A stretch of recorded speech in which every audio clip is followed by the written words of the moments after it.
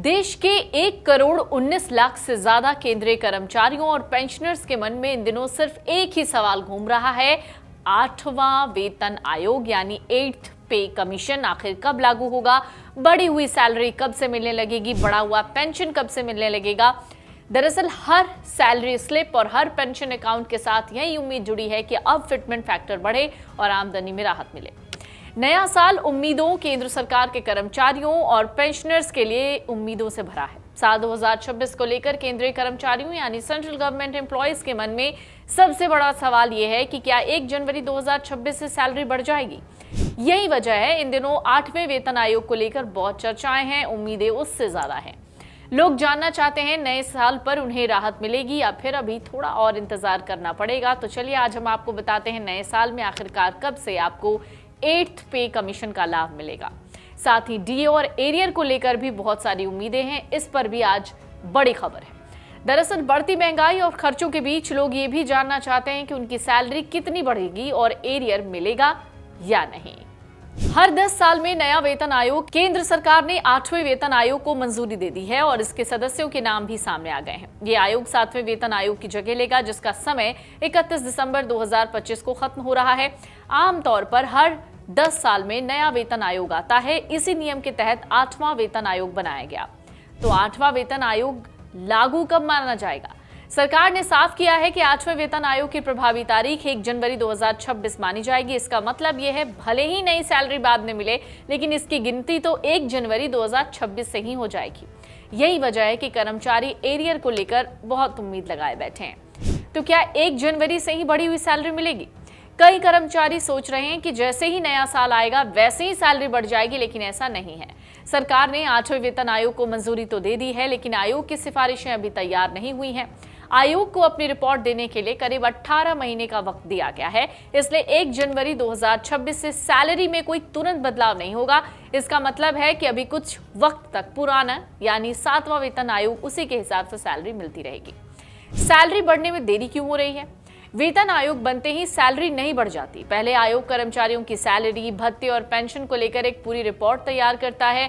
फिर सरकार उस रिपोर्ट को देखती है, उस पर चर्चा होती है, फिर मंजूरी मिलती है।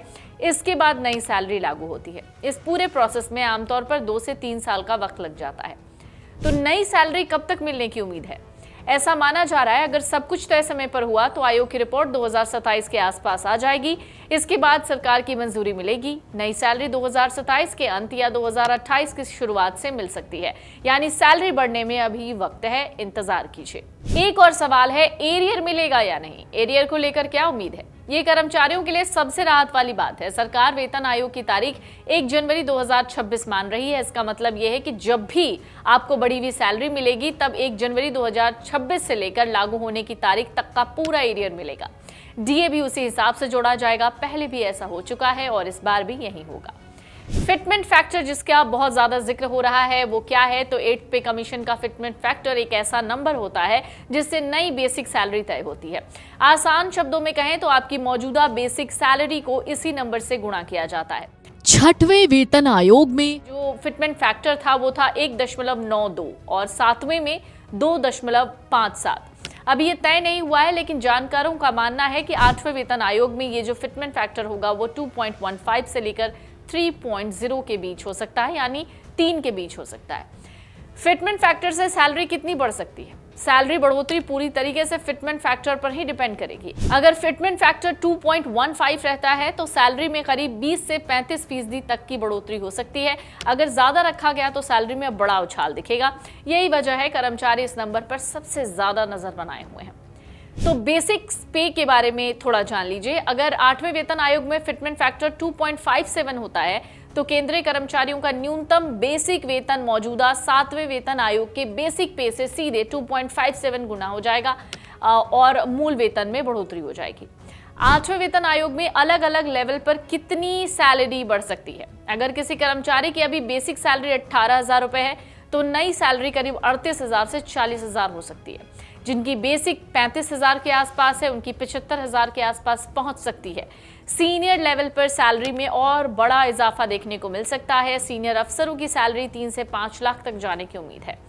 पेंशन और भत्तों पर भी असर होगा। बेसिक सैलरी बढ़ने से सिर्फ महीने की कमाई नहीं बढ़ती, डीए, एचआरए, ट्रैवल अलाउंस भी उसी हिसाब से बढ़ता है। पेंशन भी बेसिक सैलरी में जुड़ी हुई होती है, इसलिए पेंशनर्स को भी सीधा फायदा मिलेगा।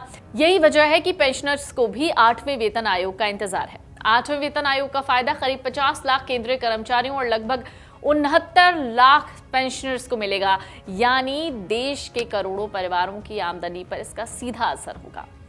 8वां वेतन आयोग कर्मचारियों और पेंशनर्स के लिए बड़ी राहत लेकर आ सकता है, लेकिन ये राहत थोड़े इंतजार के बाद मिलेगी।